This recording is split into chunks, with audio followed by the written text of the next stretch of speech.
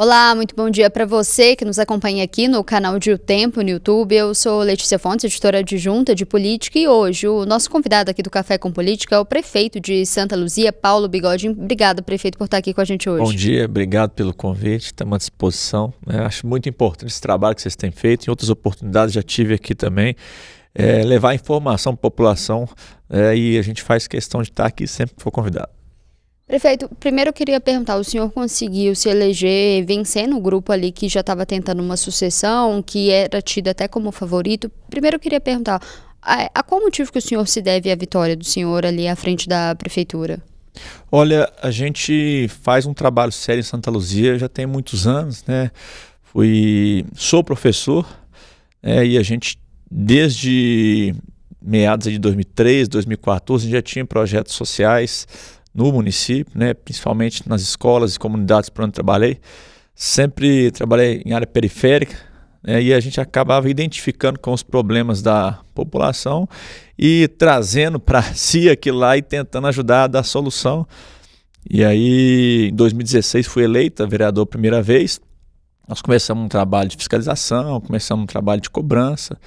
A população entendeu o recado, né? Em 2020 fui reeleito. Aí eu fui reeleito como o quinto vereador, o terceiro vereador mais votado dos vereadores do mandato anterior. Só 5 foram reeleitos, dos 5 reeleitos fui o mais votado. E a população entendeu agora em 2024 que era importante ter uma mudança. Que a cidade precisava respirar novos ares. A gente tinha muitos problemas em relação à saúde, por exemplo, em relação à estrutura do município. E acredito que essa mudança é importante, né? A gente sabe que tem que girar, senão acaba virando uma ditadura, um monopólio. E a população abraçou o nosso projeto e agora nós estamos tentando fazer um trabalho sério aí. Então era mais uma busca por renovação que o senhor acredita? Acredito sim que era uma busca por renovação. A gente já passou de 100 dias de governo, 4 meses. Queria perguntar, como que o senhor encontrou a prefeitura? Se já dá para poder fazer um diagnóstico ali de como que encontrou e o que deu para poder fazer nesse tempo?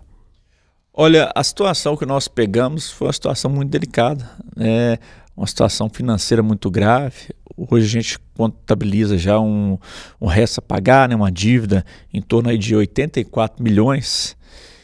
Então, os primeiros meses foram muito difíceis até em relação a isso.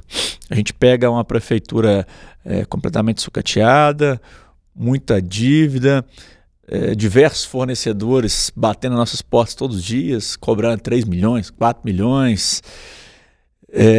A folha de pagamento, principalmente dos funcionários terceirizados que prestavam serviço para a prefeitura, atrasada. Então, a gente teve que colocar ela em dia também.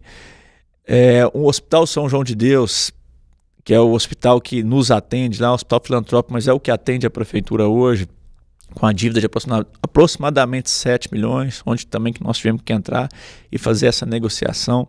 Fora isso, uma cidade muito suja, esburacada, cheia de mato.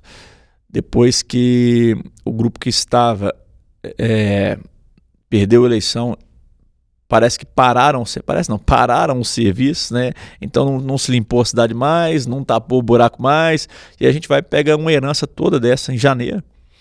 A gente precisou de organizar a casa, né? Não tem como você já chegar sem avaliar os contratos que você tem, sem avaliar os prestadores de serviço, sem avaliar o que tem que ser renovado, os novos contratos que tem que fazer, você já chegar tapando um buraco, capinando uma cidade. Então, assim, é o que nós estamos podendo fazer nesse momento agora para poder reorganizar as coisas. Então, assim, foram dias muito difíceis. Então, foram 4 meses mais de planejamento mesmo para o que ainda está por vir. Santa Luzia é uma cidade que tem muito potencial, né? A gente acredita muito nisso. Nós estamos do lado de Belo Horizonte, do lado do aeroporto de Confins, nós temos diversas saídas, cidade promissora, mas que precisa de uma atenção mais especial. A gente vê, por exemplo, em relação a novas empresas entrarem no município, uma dificuldade muito grande, burocrática, né? Tinham quase 20 anos que não tinha um novo plano diretor. Então foi uma das nossas metas nesses 4 primeiros meses também, elaborar o projeto do plano diretor, encaminhar para a Câmara para poder facilitar a entrada de novas empresas. Uma burocracia muito grande. Então, assim, a gente já está em estudo de um grande projeto para desburocratização, né, poder facilitar os processos. Tem empresários que entram com o documento na cidade para poder ter um novo empreendimento e ficava ali 2 anos, 3 anos, 4 anos sem resposta de viabilidade daquele projeto. A gente está montando um organograma e um esquema para que o empresário consiga ter uma resposta de viabilidade em máximo 60 dias para que a cidade tenha condição de andar. É uma cidade muito grande, uma arrecadação que não é proporcional ao tamanho da cidade, uma arrecadação pequena, é uma das, proporcionalmente falando, das menores aqui da região metropolitana. Então, assim, a gente tem muita coisa para avançar. Foram meses assim, de organização mesmo para a gente começar a fazer um trabalho agora para os próximos anos. Outra coisa muito importante que nós tivemos que organizar, que a última gestão chegou a fazer um pedido sobre as obras do PAC, né, obras importantes, mas que eles não tinham inserido nenhum documento nos programas do governo federal. Então tinha uma possibilidade eminente da gente perder esse recurso. Chegou até em algum momento a gente acreditar que nós iríamos perder o recurso, sim, né? Principalmente em algumas obras que já estavam expirando o prazo. Qual que seriam essas obras ali do PAC? Olha, tem uma policlínica no bairro Novo Centro, um investimento na ordem de 30 milhões. Tem um CAPS, o MEI, né, uma creche que seria no bairro Pinhões, uma escola de tempo integral no bairro Liberdade. São 5 obras. E tem uma outra obra, são obras importantes, mas que não tinha, a prefeitura não tinha feito nenhum projeto, a prefeitura não tinha inserido nenhuma planta baixa, não tinha feito orçamento. Então a gente, confesso que a gente quase perdeu esse recurso. Tivemos que ir a Brasília várias vezes e agora nós estamos já em fase alguns já foram aprovados e agora em fase final de aprovação. E a gente acredita que nós vamos sim ser contemplados, o recurso vai chegar e nós vamos conseguir dar seguimento. O senhor falou que encontrou a cidade ali com muitas dívidas, né? E agora tem focado nesse planejamento. Como que vai fazer então essa organização financeira? Você vai ter que fazer algum ajuste? Como que vocês estão lidando com essa questão? Olha, nós temos reuniões semanais com nossos secretários, né? O que a gente tem falado muito com eles é para pisar no freio mesmo, né? Evitar gastos maiores, que a gente sabe que a arrecadação vai acontecer de forma natural, mas que evitar gastos desnecessários. Nós entramos na prefeitura com apenas 7 secretarias, né, de 14 que nós poderíamos nomear, nós não nomeamos todos, até para a gente poder tentar conter um pouco de gasto, e a gente tem feito um planejamento de melhorar a arrecadação. Como é que a gente pensa nesse início que a gente poderia fazer isso? Primeiro, informatizar os processos. A prefeitura, hoje, quando você chega lá pela manhã, tem uma fila de pessoas nos guichês de IPTU para poder pagar suas guias. E a gente sabe que no Brasil inteiro as coisas já estão de forma online. A prefeitura de Santa Luzia não, a pessoa não consegue negociar um IPTU. Eu falo por experiência própria. Ano passado eu fui negociar um IPTU, tive que ir lá pessoalmente. Então, assim, nós estamos modernizando, nos próximos dias nós estamos lançando um aplicativo, a pessoa vai conseguir negociar online, vai conseguir baixar as guias, vai conseguir pagar. E nós vamos descentralizar.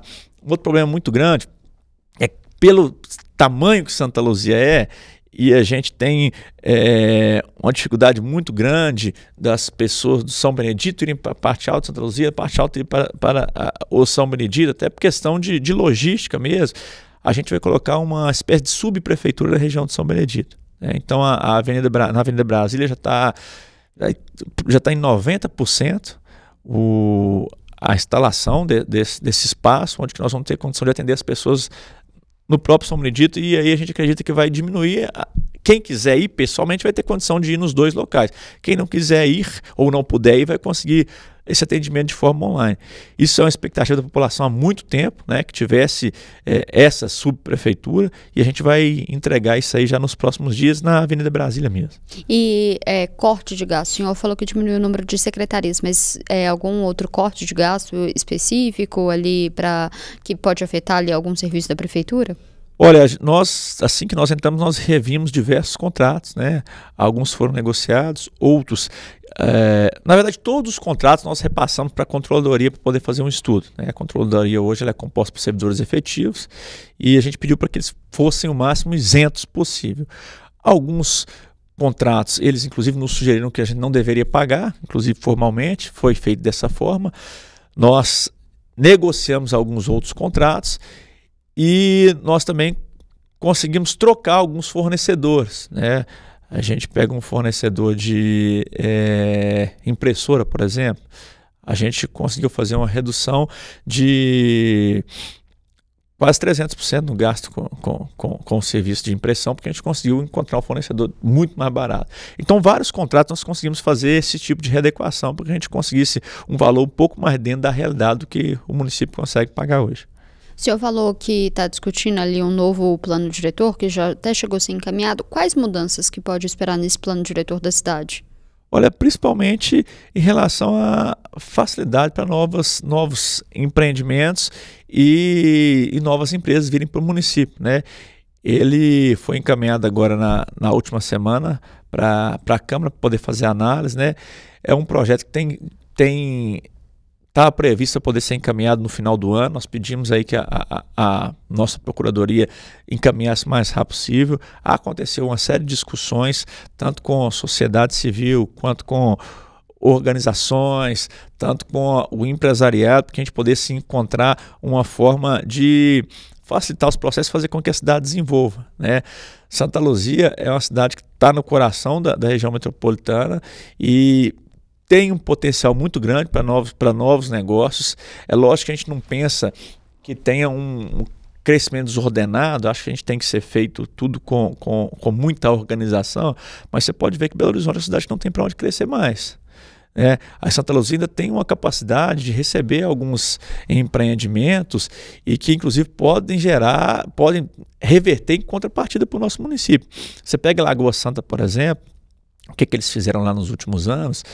Receberam diversos empreendimentos de grande porte, né?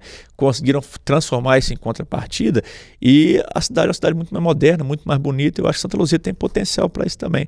Você pega ali na Lagoa, por exemplo, na Lagoa Santa, a gente conversa muito com o Breno, né? O prefeito, acho que ele está com uma visão muito inovadora também. Aquele espaço do Areião que eles construíram lá, que é uma série de quadras de futebol de areia, de futebol de areia e futevôlei.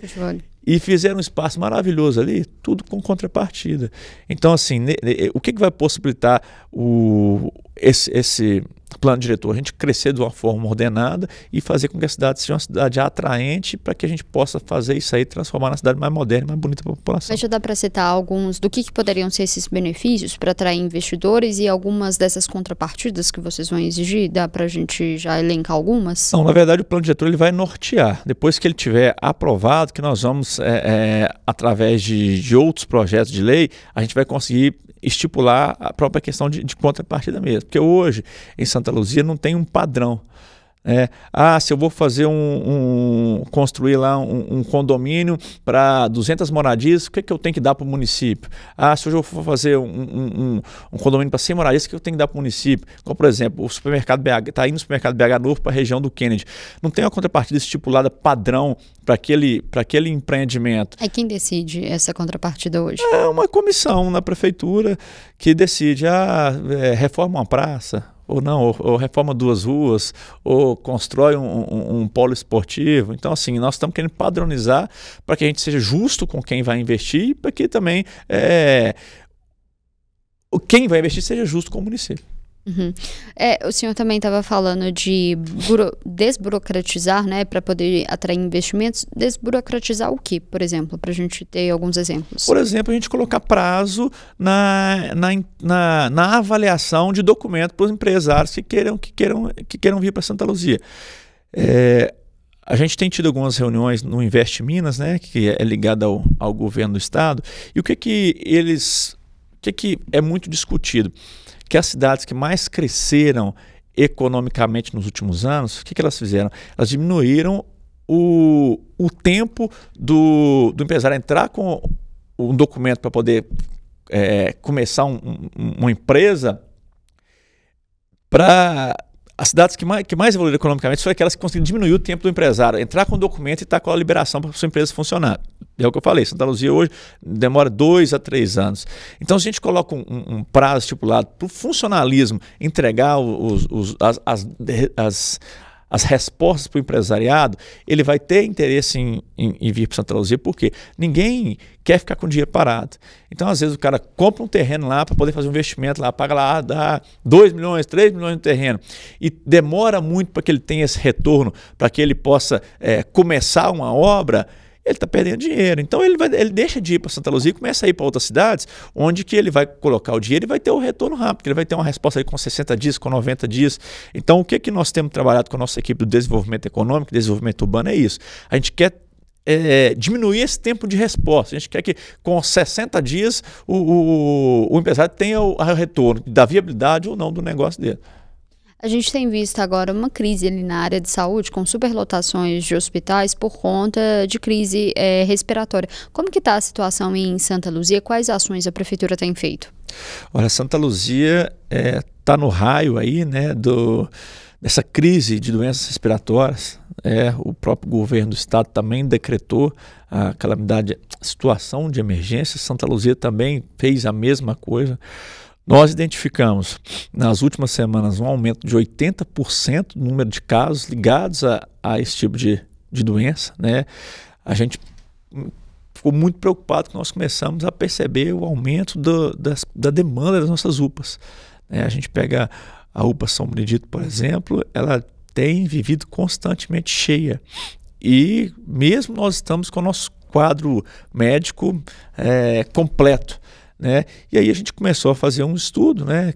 Percebeu que nos últimos anos, o aumento desse ano está muito maior do que nos últimos anos, e a gente resolveu fazer esse decreto até para a gente nos preparar para o que possa vir. Né? A gente sabe que o frio está começando agora, então a mudança de temperatura está começando agora, e que infelizmente pode ser só um começo. Então a gente emitiu o decreto para facilitar a contratação de uma equipe maior, né, tanto de enfermeiros, técnicos de enfermagem, médicos, uma equipe ligada à saúde, também para facilitar a compra de insumo e medicamento. Hoje, na rede, nós não tem nada em falta. Todos os medicamentos a gente tem, o insumo a gente tem, os médicos a gente tem, só que a gente entende que pode agravar a situação. Então, a gente tem que estar preparado para, se precisar contratar mais médico, então tem que ser hoje. Como é que é? Se precisar de comprar mais medicamento, então tem que ser hoje. E se a gente não flexibilizasse essa situação através do decreto, eu acho que isso aí poderia ser muito prejudicial para a gente. Você me perguntou sobre as iniciativas que estão sendo tomadas. A gente já conseguiu abrir mais 10 leitos de CTI infantil, né? Porque um dos maiores problemas que a gente tem é em relação à pediatria mesmo, né? Um outro problema que está associado a essa alta de demanda devido ao frio é a volta às aulas, né? Porque as crianças, quando elas começam voltam para as aulas, começam a ter um contato uma com a outra, acaba passando essa questão dessas doenças virais, né? E nós também estamos montando uma estratégia que já vai começar até segunda-feira, que nós vamos colocar alguns dos nossos postos de saúde para funcionar até às 21 horas. Então eles vão funcionar de 7 a 21, aqueles maiores, né? São 6 postos de saúde que vão trabalhar dessa forma, para que a gente possa ter uma retaguarda maior. E aí, nesses postos, nós vamos ter uma equipe completa, com técnico de enfermagem, enfermeiro, médico, para a gente poder diminuir o tempo de espera nas UPAs devido a população que tem procurado. Então, assim, é muito importante, a gente tem falado isso constantemente, que as pessoas procurem os postos de saúde antes de procurar as UPAs, porque os nossos postos também têm uma equipe completa para atender. E às vezes a pessoa está com uma gripe moderada e ela vai direto para a UPA. E talvez ela poderia ir para o posto de saúde, está mais perto de casa, vai ter menos pessoas e também vai ter o atendimento se for se procurar pelo posto. Falando na área de saúde, teve uma polêmica recentemente do senhor, de um vídeo até que viralizou ali nas redes sociais, do senhor demitindo um médico ali em uma unidade hospitalar, que gerou muitas críticas ali do sindicato, que ele estaria ali no momento de descanso. Essa vai ser uma política do senhor ali para frente? Como que o senhor viu essas críticas ali, principalmente da entidade médica?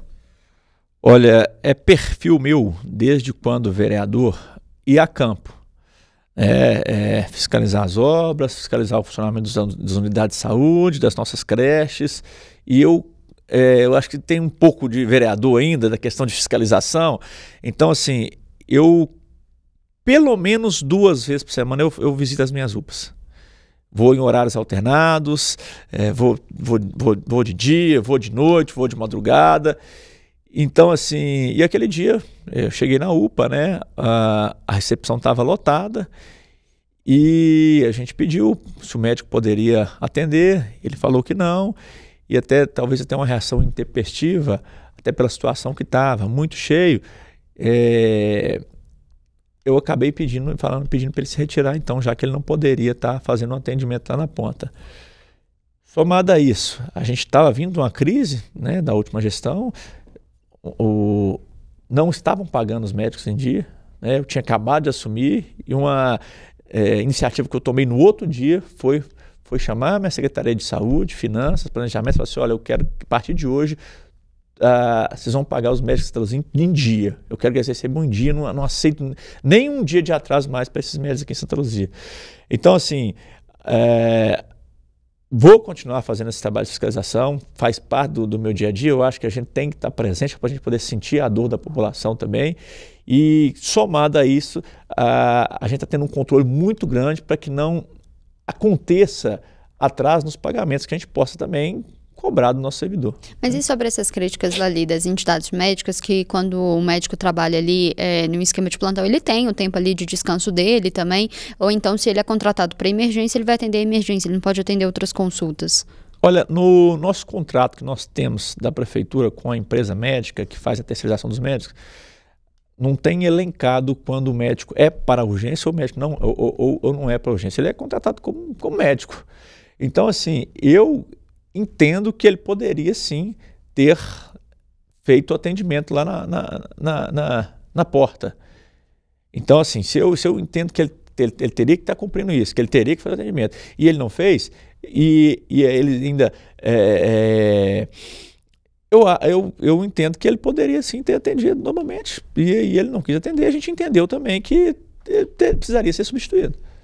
Santa Luzia, mudando um pouquinho de assunto, Santa Luzia é uma das cidades mais afetadas ali com esses pedágios ali do vetor norte que o governo do estado anunciou recentemente. Qual que é a avaliação do senhor sobre essa proposta? Olha, eu participei de algumas reuniões no início do ano, agora até que deu uma esfriada, sabe? Não fui convidado recentemente para discutir novamente sobre esse assunto. Tive no CEINFRA, né, em outras oportunidades, mas nós discutimos outras situações de mobilidade urbana. O problema do pedágio para Santa Luzia é o seguinte: nós não estamos diretamente no raio que vai atingir o pedágio. Nós não vamos deixar de ser prejudicado, porque a pessoa que sai de Santa Luzia para poder trabalhar em Vespasiano, por exemplo, trabalhar em Lagoa Santa, ela que tem que passar pela Avenida Brasília, por exemplo, pessoal que mora mais na região de São Benedito, porque quem mora na parte alta hoje até tem uma outra saída, que é o Alto das Maravilhas, ela vai ficar prejudicada, sem sombra de dúvida, porque ela vai ter um custo diário ali desse deslocamento. Agora, a nossa maior preocupação em Santa Luzia, que ainda não foi discutido uma contrapartida para o nosso município, eu acho que o nosso município precisa, se realmente esse projeto for para frente, é que o caminho para desviar do pedágio vai ser por dentro de Santa Luzia. Então, com isso, o que vai acontecer? Além de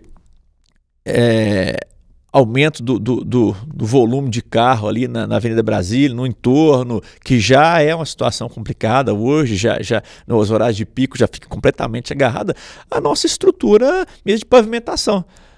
Imagina todo dia a quantidade muito maior de carro, de carreta, etc., passando por dentro do nosso município, e deixando só o ônus, e a gente não tendo o bônus pela questão do que eles vão arrecadar.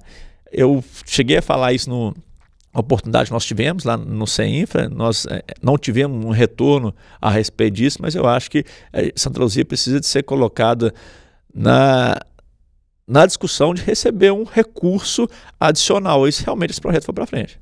Eu ia perguntar, o senhor é completamente contra o pedágio ou o senhor acha ali que é possível encontrar um meio termo ali com diálogo, uma solução viável ali para Santa Luzia? É o que eu falo, nós não estamos diretamente ligados na discussão, mas eu acho que a população já paga tanto imposto, já é uma dificuldade danada, já é imposto para tudo, é taxa para tudo.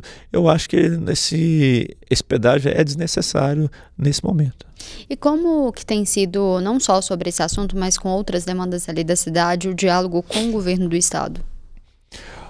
Olha, nós temos sido atendidos, né, quando a gente necessita alguma reunião.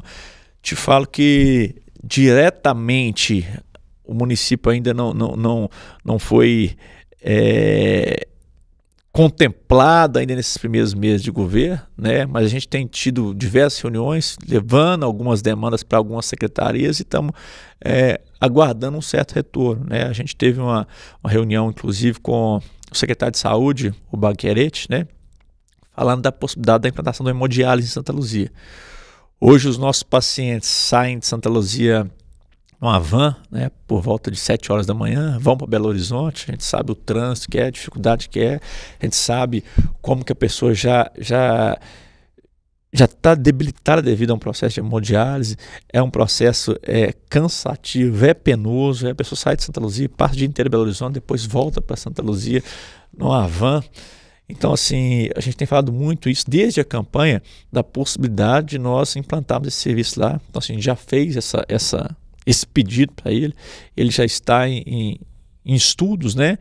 E um outro projeto que tem sido discutido também no governo do estado é uma duplicação da Avenida Brasília, né? A gente fazer uma requalificação total ali, né? Hoje o trânsito não aguenta mais, ali em horário de pico as pessoas não conseguem nem andar, as calçadas são completamente não estão preparadas para receber as pessoas, principalmente aquelas pessoas com deficiência, né? A mobilidade é muito difícil. Um cadeirante hoje, se ele não for empurrado, vamos dizer assim, ele não consegue andar com tranquilidade na Avenida Brasília, porque é completamente desregular os passeios. Então, esses dois projetos são projetos que estão sendo mais discutidos mais frequentemente no governo do estado. Já recebeu alguma viabilidade, alguma resposta?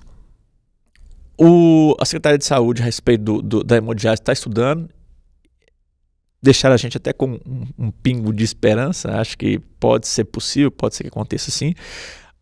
As obras da Avenida Brasília, já existe um projeto do PAC, ele é antigo, ele já tem mais de 10 anos que o governo do estado apresentou no governo federal.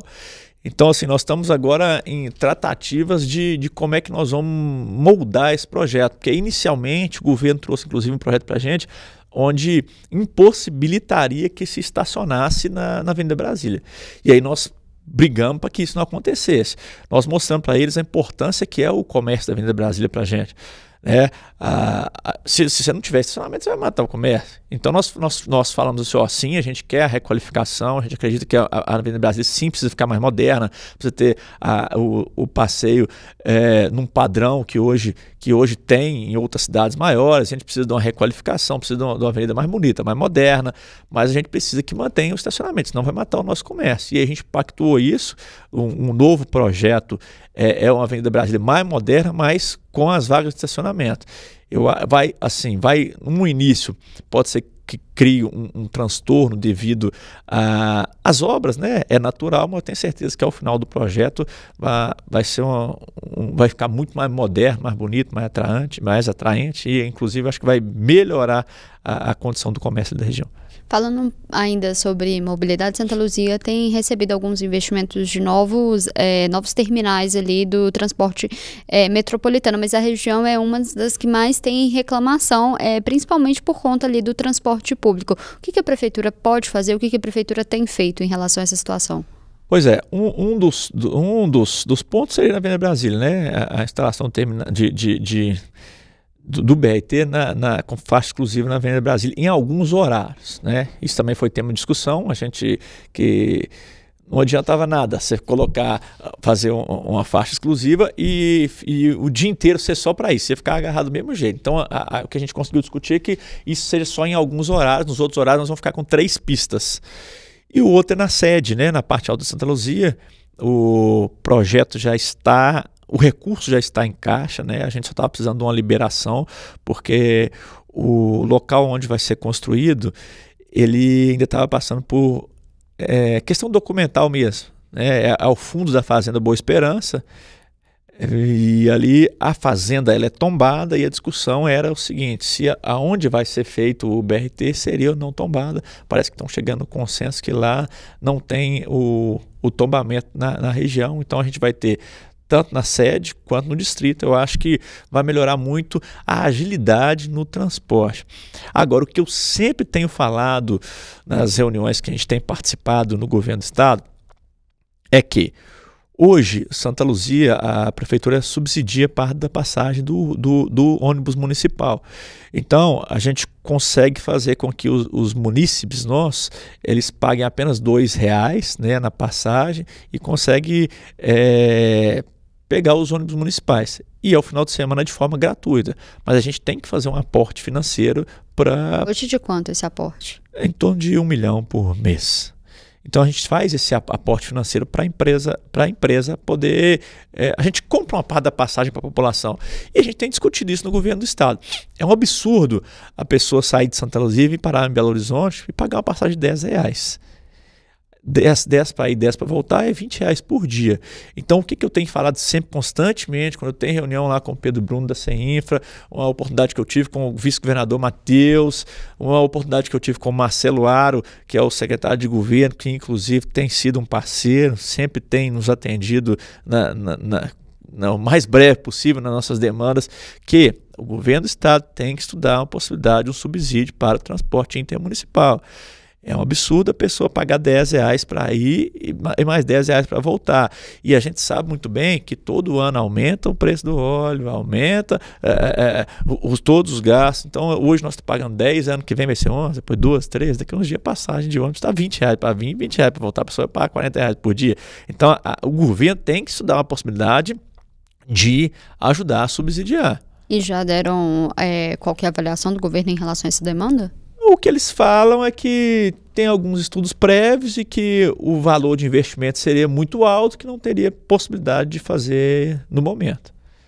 Mas eu acho que futuramente, e tomara que seja no futuro breve, não tem como fugir disso. O senhor falou que a prefeitura, na questão dos ônibus ali, os municipais, a prefeitura faz esse aporte, dá o subsídio. Não sei se vocês estudam, vão precisar aumentar esse valor ali para os próximos anos, se já tem essa discussão. O aumento ele é ano a ano, né? Eu não sei te exatar aqui qual foi o aumento do ano passado para esse ano, que eu não tenho os números aqui em mãos, mas o aumento é ano a ano, é igual eu te falei, porque existe o contrato, né? E aí aumentando o preço do óleo diesel, aumentando o preço do pneu, tudo é levado em consideração para poder fazer esse cálculo de qual que é o valor para subsidiar a passagem. E tem alguma contrapartida, alguma coisa de melhoria ali nos ônibus? Em Belo Horizonte a gente tem visto muito essa discussão ali da prefeitura exigir ali melhoras ali na prestação do serviço. O que Santa Luzia tem pedido? Olha, nós temos já em estudo um plano, né, para poder aumentar o número de viagens em alguns locais onde não tem Santa Luzia. Aumentar algumas linhas no Palmital também, por exemplo, que está precisando, e em algumas outras regiões.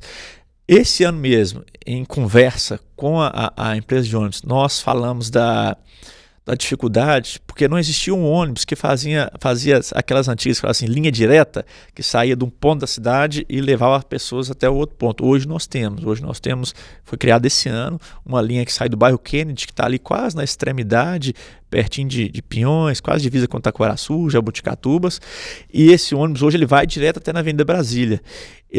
Essa linha não existia. Então, assim, o que nós temos pedido para a empresa, ela tem atendido a gente. Isso aí eu não posso falar que eles não têm atendido a gente, não. E os ônibus verdes, que são os ônibus municipais, eles são quase todos novos. Então, os ônibus têm atendido. A dificuldade são os ônibus metropolitanos, os intermunicipais. Porque os municipais, a gente tem uma fiscalização mais ativa, a gente coloca a nossa equipe sempre para poder fazer vistoria, coloca a nossa equipe para visitar, cobra, tem uma facilidade de entendimento maior. Agora, eu vejo que o governo do estado, eles têm um distanciamento muito grande entre quem cobra, quem é o responsável do governo para cobrar, com quem executa o serviço. E aí o serviço é de qualidade inferior. Teve uma troca recente de alguns ônibus, inclusive Santa Luzia foi contemplada com alguns ônibus novos, tem alguns ainda mais antigos, mas eu acho que a fiscalização ainda é um pouco precária e eu acho que a passagem é muito cara. O senhor falou que defende ali que o governo do estado subsidie a passagem ali do transporte metropolitano. Como que o senhor vê essa ideia de bilhete único?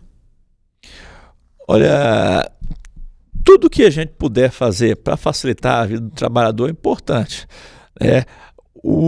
Hoje eu te falo que Santa Luzia, nós temos uma população muito grande e nós ainda não temos um número de empresas que consigam abrigar todas as pessoas que precisam trabalhar em Santa Luzia. Então, grande parte do nosso povo de Santa Luzia ainda trabalha em Belo Horizonte. Então, assim, a possibilidade de um bilhete único vai ser, inclusive,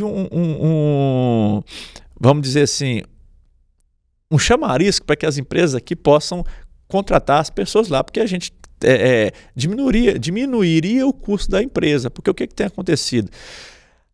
Na hora que as pessoas vêm, eu falo porque é de relato de pessoas mesmo que precisam de usar o transporte público.